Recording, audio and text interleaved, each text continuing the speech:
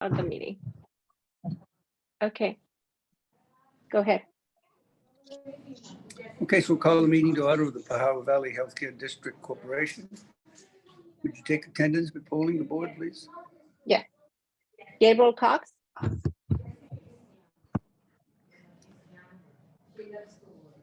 I see her. Jasmine. Can you hear me? Yes, we can hear you. Gabriel Cox. Here. Najera. Núñez. Here. Pimentel. Here. Frio. Here. We have a quorum. Okay. I'm trying to get my agenda up. Is there any recommendations from the board for future agenda items?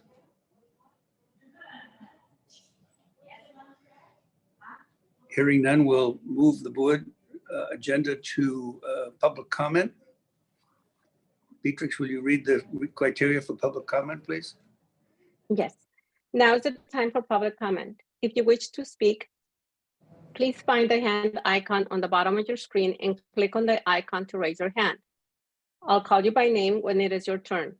We ask that you please state your name at the beginning of your comment. Once you begin speaking, the timer will start. The countdown timer will display on the screen. If you're calling by phone, please dial *9 now to join the speaker queue. This will virtually raise your hand. I will identify you by the last 4 digits of your phone number. Please dial *6 to unmute yourself and begin to speak. At the end of your 2 minutes, your microphone will be muted automatically. Now I'll say it in Spanish. Ahora es el tiempo que la Junta de Directores recibirá comentarios del público. Si gustaría dar su comentario en español, tenemos servicio de traducción disponible para asistir. Si desea comentar, busque el icono de la mano en el fondo de la pantalla y haga clic para levantar la mano. Esto lo colocará en la fila para hablar. Cuando sea su turno de hablar, le llamaré por su nombre y verá una ventana emergente en su pantalla preguntándole si quiere activar su micrófono. Por favor, acepte y comience a hablar. Si se ha unido a través del teléfono, por favor, marque *9 para levantar la mano y estar colocado en la fila para hablar. Cuando sea su turno, le llamaré por los últimos 4 dígitos de su número de teléfono. Por favor, marque *6 para activar su micrófono. Al final de sus 2 minutos, su micrófono será desactivado automáticamente. Thank you. Thank you. Is there anybody in the queue wishing to address us tonight? No, we have no one. Okay. So we'll close the public comment period and move on to the bulk of the agenda, which is to address a resolution regarding a loan from the Packard Foundation. Noelle, are you online? Are you going to tee this up for us? Yeah, so I'm actually gonna defer to Cecilia. She's the one that's been negotiating this agreement. She can give you background and status as to where we are. I can tell you my office has looked at it and made some comments. And so we'll let Cecilia take the start and then fill in as needed. Thank you. Okay, I'll go off mute. Sure.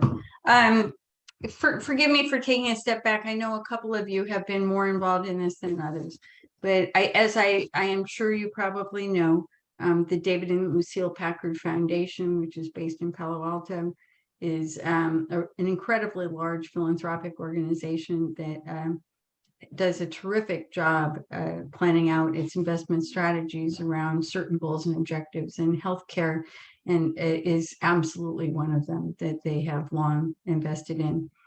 They are very, very interested and have been in this particular geography, and that was part of what we talked to them about as well.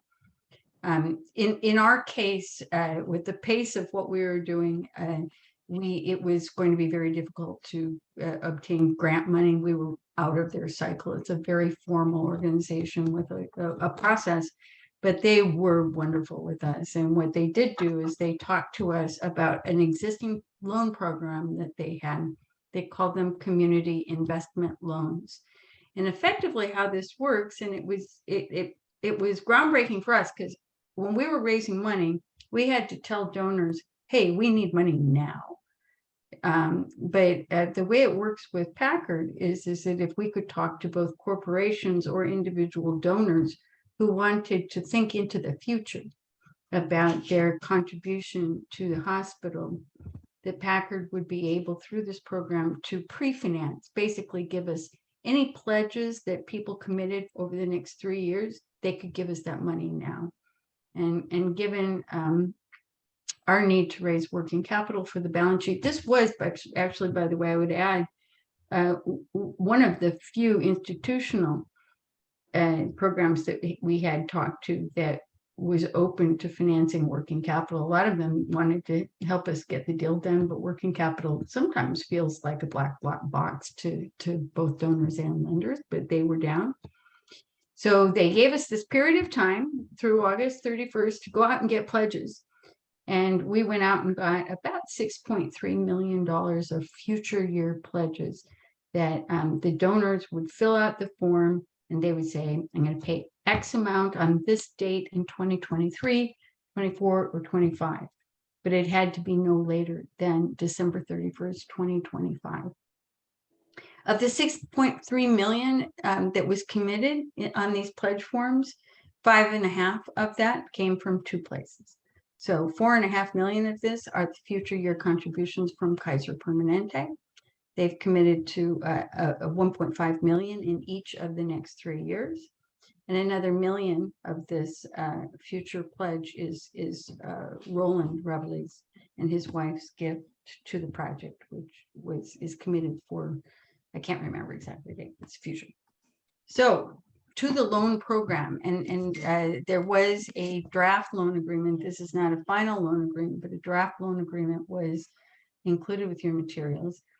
The way the loan works is that they will be issuing a wire transfer to the hospital in this amount of 6.3 million during the first week of October. And this will be a really terrific cash infusion that'll really help us through that final portion of the year when a lot of our initiatives are still in the implementation phase. So repayment, you do have to, how do you get the money back? It's really interesting. It's exactly timed with the commitments of the gifts. So principal payments are due on a schedule that has been established based on when these donors said they were going to pay. And so we've had Sumer and our philanthropic staff look at that, align it, and we're very clear that that payment schedule lines up really nicely. The obligation on our part is that we pay interest on the loan, and hold on to your seats. The interest is a whole 0.5%. So last time I checked, Marcus is smiling. This is better than free money. It's like, this is better than free money given today's cost of money. So it's an incredibly generous program. And those interest payments are made twice a year also in a schedule that is laid out in the loan agreements. So why are these loan agreements not final? I'm going to highlight for you the 2 issues, which Noelle can certainly, and Allison, I'm sorry, who's been really on point also for these issues. The 2 big issues we have with the way the loan documents are currently written. And know that because they do these loans all the time, I think a lot of this for them is boilerplate, but for us doesn't work. So the 2 issues that we need to resolve before we would want to have this agreement signed. One of them is that there is a financial covenant that says that without their, no one can get to it later, but it really, really hamstrings us in taking out any additional debt. And I think that my sense is in the back and forth that we had yesterday with their counsel, she's open to considering ways to make this more flexible for us. But we were not able to resolve those language. Our counter proposal to them was to say that anything up to $10 million that we can go out and issue debt. Because things that we're thinking about, just so you know, the things that might fall into this, we might want to establish a working capital line of credit that's collateralized by the accounts receivable. that could be a good tool for us if there's timing issues with the way money comes in. The way this agreement is written currently, we could not do that without their permission. And there are other things. Noel reminded me that the hospital has an obligation to replace, no later than February, we have to replace the security deposit money that was placed with MPT. You know, so we're not talking about tens of millions of dollars of debt financing, but the hospital needs to be able to take out some debt. Oh, another good example is the cath lab. I mean, technically, the way this is written, you can even finance the cath lab. So when we can, Noel and Allison can chime in a moment, but I think what we're looking for is board approval subject to obtaining the necessary flexibility on terms that are substantially in line with our alternative, which is to create a $10 million threshold before Packard has the right to weigh in, and then also be sure that even above that, that their approval could not be unnecessarily withheld. The other issue, which I am quite sure that we're going to resolve, a lot of this was just last minute stuff. The agreement just came in this week. The way the agreement is written, it could be more clear. I don't think they're trying to prevent the project from reorganizing itself as a philanthropy for the hospital. Again, this is boilerplate for them, but the way it's written now, it's not clear that that would be smooth. And so Allison and Noel have created draft language for them that is very clear that that kind of corporate reorganization would be permissible. But other than those two things, I think that the remaining feedback that council has given to Packard is cleanup. I mean, I don't think it falls within the category of things that you need to be made aware of tonight, but those two things are. And so what we're seeking tonight, and Allison and Noel would check me here, is a authorization for Stephen to execute the loan agreement subject to the revision sought by council and the two topics that I just raised with you. Noel, do you want to add anything? Because I may not have done that justice, or Allison?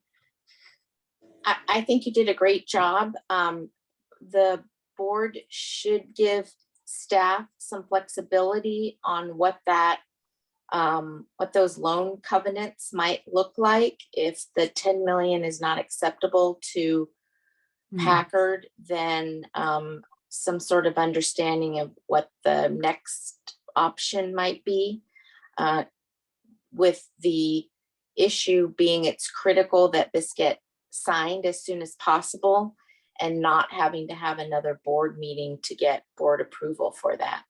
So Cecilia, the best that you can describe what would be optimal, the better. Yeah, and I think, 10 million was one idea we had. I know that the working capital line of credit that they had against the AR prior to the sale, I think was only in the amount of $7 million. So we've actually overshot that a bit. But the cath lab is $1 million worth of financing. So that number felt about right. And I do think we want the working capital line of credit, not that we'll use it, but that it'd be available. I have a feeling that those two things are going to be fine. And they may even be fine with the 10. But as Noel said, I think we're going to need a little bit of latitude to sort out, if you're comfortable with this, exactly what would be acceptable flexibility and what would not. I mean, we certainly know this is an issue and do not want the language to read the way it does today. Other questions about the loan agreement or on that topic? I think, again, the other issue we want to resolve with them related to certain covenants around corporate structure changes. It was never designed to, I just don't think she thought that through, because she doesn't want to prevent that from happening. I'm sure we'll resolve that easily. Exactly. This is a template, as you said, and Pajaro does not fit well to a template, as we all know, because things are moving at a very quick speed. And so things that may not be an issue for anybody else are an issue. So I think the idea is the project potentially would be reorganized to be the charitable arm of the hospital. And so I don't think there's going to be a problem with that. You know what? I think I just failed to mention something that might be sort of significant. Why are we even talking about the project with the loan agreement? The project and the hospital corporation are co-borrowers in this agreement. That's why that matters. And the reason for that is because one of the two entities has to have a tax exemption, because obviously Packard Foundation does not lend money to non-tax exempt organizations. So that is the reason. The project board has already approved this agreement with the same kinds of flexibility that we're asking you for. They did that on Tuesday. I'll mention one other thing, just if you don't know what questions to ask, I'll answer one before you think of it. Risk. What is there risk here? Are we taking on risk associated? The major risk is that one of these donors in the 6.3 million does not fulfill their pledge. And I think that given that risk, it gives me fairly good comfort to know that the lion's share of these commitments is coming from just the two places, and in both Roland as well as Kaiser have signed agreements saying that they will provide this money. So I think that in the event the remaining $800,000 here and there, people drop pledges, it's not material. So are there any questions from the board of Cecilia or Noel on what we're being asked to consider? Thank you, by the way, for that summary. Sure. And the work involved to get us to this point. Well, you should thank Dory. When she first started talking to them, I had no idea why she thought this was so valuable, because I didn't think there was any way we were going to raise that much money in pledges. Boy, was I wrong. We learn something every day, don't we? On this deal, for sure. Well, I have a question, or you turn my question into a comment. So I appreciate Noel and Cecilia for bringing up the restriction on future debt. So I'm glad to hear that we're on that. And I was going to ask about those clauses, that impact, but I don't have to. So thank you. I think that is going to be part of our motion, that we authorize staff with legal counsel to negotiate under those parameters. My comments are starting with deep gratitude, and I was, thank you, Slewed, Dory, Carlos. A lot of people early on were envisioning how we can build in some bridge loan funding like this, and more importantly, to the David Lucille Packard Foundation, they went out on a limb early on with some, conceptual commitments that I really appreciate. That gave everybody the opportunity to discuss how future pledges could still play a role in this acquisition. And I'm just grateful we're grateful to the city of Watsonville. We're grateful to the county of Santa Cruz. We're grateful to Senator John Laird and Assemblyman Rivas. We're grateful to all the staff, the nurses, everybody who contributed and worked. I mean, there's so many lists, and now we're grateful to the Packard Foundation. Without any one of those players, we wouldn't be here. So for Packard Foundation to stand up and provide that loan, and even the risk at a worst case scenario, we're still getting a loan at 0.5% interest. I mean, we're going to have to borrow some money in the near future, and the fact that we've got worst case scenario, well, we have to pay back money at 0.5% interest. That'll be the best loan in the history of the next 128 years, perhaps, of this hospital. So just thank you for everybody who's worked on this. My comment is minor, and I don't necessarily need us to renegotiate with everybody, but early on, I had concerns about the naming conventions we'd have in agreements, and we had a very, very long name, Power Valley Healthcare District Corporation, District Hospital Corporation, and we talked about, instead of referring to ourselves as a corporation in documents, that we would, come up with a better name, and as a default, I'd like to see us, adopt District Hospital on documents instead of corporation as a default acronym or naming convention. I know in certain places we refer to ourselves as PVHCD, or we call ourselves the corporation, and I'd prefer that we just adopt a naming convention when we shorten that up. You're talking about how we create defined terms, it sounds like. Yeah, like even Yes, in the board reports or in the Yeah. resolution and in the agreements, they're a little bit different. But I'd like us to adopt a standard convention that we think of the project, we think of the district hospital, things like that are more consistent and clear to the public who's reading things. Noel, maybe you can come up with some suggestions. It sounds like Marcus has already given some thought to that. So come up with Sure. some possibility. Yeah, if we had time, we could have gone through this whole document and just called it hospital. That would have looked good. We would have had the formal name and then put in hospital. And so that's certainly something that can be done in the future. We would call it hospital, not district hospital, because we want to keep that separate. Yep. But yeah, thank you. Totally appreciate it and get that. And that should be common and customary in agreements. Yeah, Yeah, I'll tell you, that we have the district and we have the hospital. PVHD thing I know. does not work. It just. It's a mouthful. Otherwise, I will, when we get there, I'm ready to move the recommendation, but I want to allow my other board members to have any comments. So are there any other comments from other board members? Just a question about where the relationship with the David Lucille Packard Foundation goes from here. And I mean, this is such a generous thing that they did for us. And like Marcus said, is a huge risk to them. And they did, this incredible thing for our community. I mean, have there been any other conversations with that foundation about where we go from here and any future work that we can team up on? As you said, they love to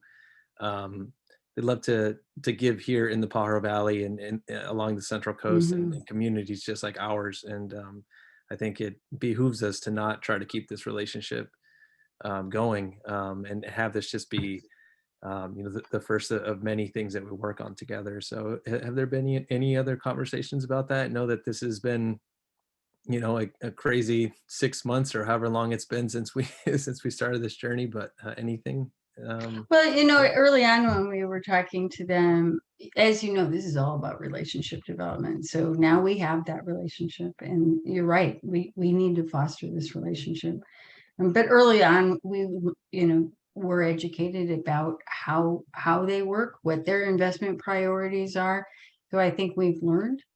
Caitlin Bruin, again, she's done so much for us, but she really thoughtfully approach the options with them.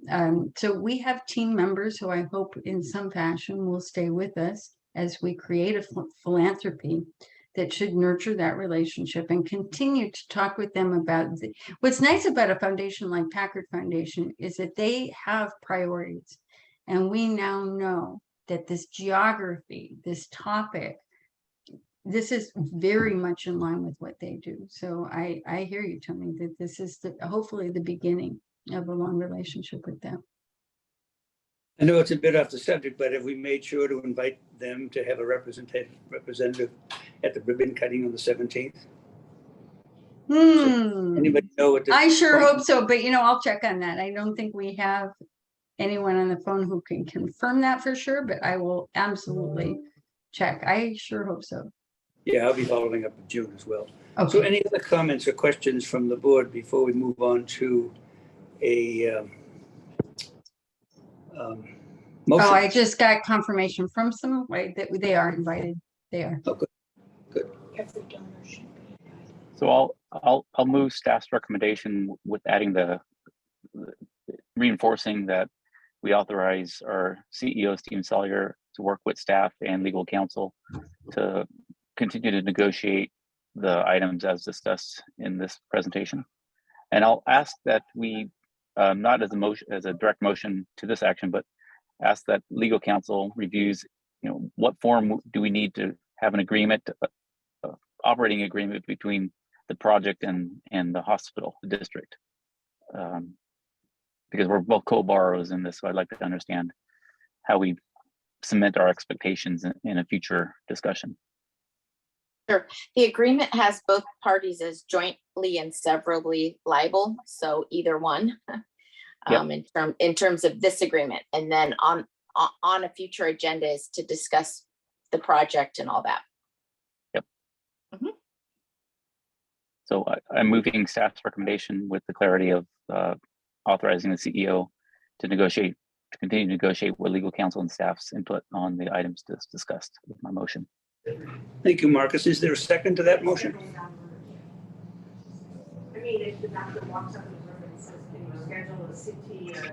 This is John. I'll be happy to second it if if a reservation about it, which I hope is not. Is there a second coming forward, or should I second it? I think it's you, John. I'm happy to second the motion made by Marcus. Any further comments before we poll the board to accept it or reject it? Okay, Beatrix, would you poll the board, please? Yes, Gabriel Cox, Aye. Nájera, Núñez,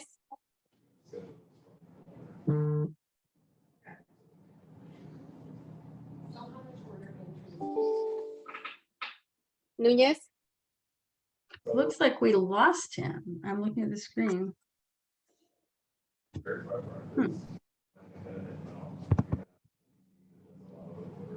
yeah, he's not here. He dropped. Yeah. Yeah, Pimentel. Aye. Creel. Yes. Okay, the motion carries. Thank you. Is there anything to come before the board before we adjourn? Hearing none, I declare our meeting adjourned. Thank you so much, All right. everybody, for Thank you, taking an everybody. off schedule meeting. Thank you all. Thank Thank you. you. Bye. Have a good See evening. you next time. Bye-bye.